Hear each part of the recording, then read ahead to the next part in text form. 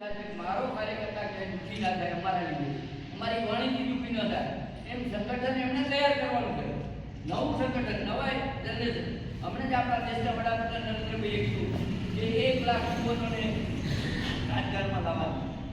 આ એક દાખલો આવ્યો. આ યુવાનો એટલે આ યુવાનો આજથી ચાલુ થયું છે. 1 લાખ તૈયાર કરવાના છે. બંને ધુરંધરો ગુજરાતના એ અત્યારે શાસન સત્તા સંભાળી રહ્યા છે.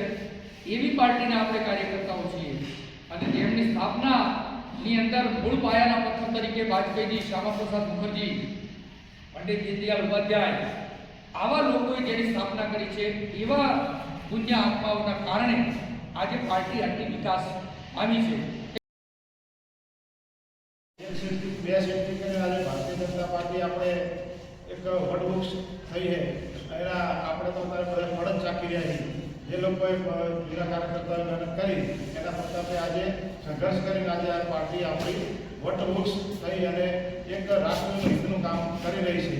એ આ નિમિત્તે આ આત્માને આપણે વંદન કરી અને તમામને મારી પાર્ટી તરીકે